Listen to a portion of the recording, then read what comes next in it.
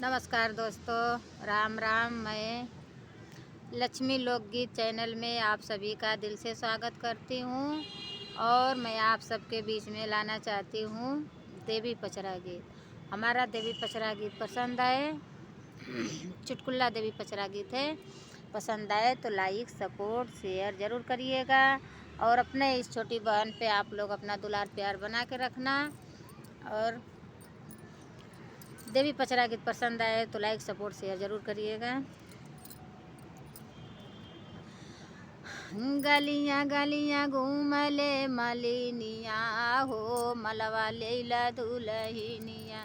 गलियाँ गलियाँ घूमले मलिनिया हो, मलवा लेला दुलहिनिया।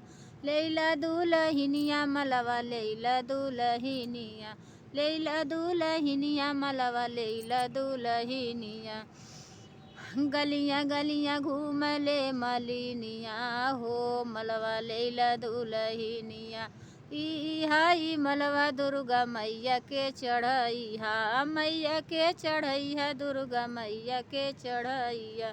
ई मलवा दुर्गा मैया के चढ़ैया। ओनहू से मंगिहा बरदानवा हो, मलवा लेला दुलहिनिया।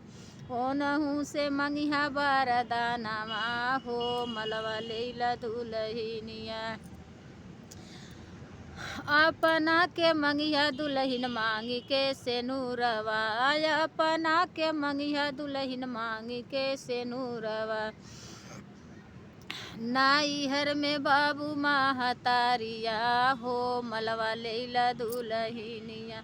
नाइहर में बाबू महतारिया हो, मलवा लेला दुलहिनिया। गलियाँ गलियाँ घूमले मलिनिया हो, मलवा लेला दुलहिनिया। नाइहर में मंगिहा दुलहिन बाबू महतारिया, ससुरे में सास ससुरुआ हो, मलवा लेला दुलहिनिया। ससुरे में सास ससुरुआ हो, मलवा लेला दुलहिनिया।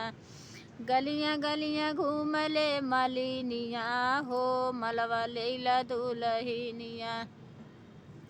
ई मलवा शीतला मैया के चढ़ैया, मैया के चढ़ैया, शीतला मैया के चढ़ैया। ओनहू से मंगिहा बरदानवा हो, मलवा लेला दुलहिनिया। ओनहू से मंगिहा बरदानवा हो, मलवा लेला दुलहिनिया। अपना के मंगिहा दुलहिन गोदी में लाला नवा, गोदी में लाला नवा हो, गोदी में लाला नवा। अपना के मंगिहा दुलहिन गोदी में लाला नवा। नाइहर में मंगिहा दुलहिन भैया से भतीजवा, नाइहर में मंगिहा दुलहिन भैया से भतीजवा। ससुरे में लहुरा देवरवा हो, मलवा लेला दुलहिनिया।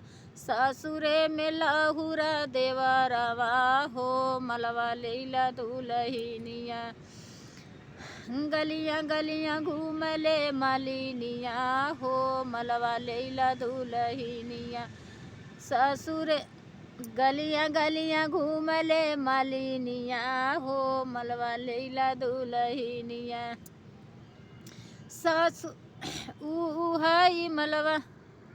उहाई मलवा सातो मैया के चढ़ैया, मैया के चढ़ैया, सातो मैया के चढ़ैया।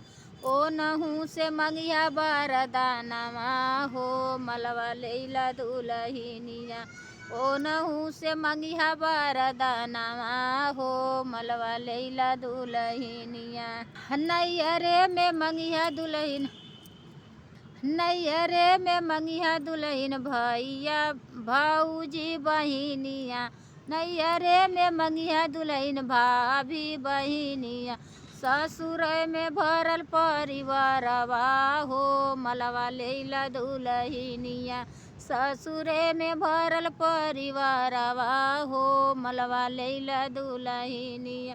गलियाँ गलियाँ घूमले मलिनिया हो, मलवा लेला दुलहिनिया। भैया दीदी हमारा ये पचरा गीत है। और हमारा ये पचरा गीत पसंद आए तो लाइक सपोर्ट शेयर ज़रूर करिएगा।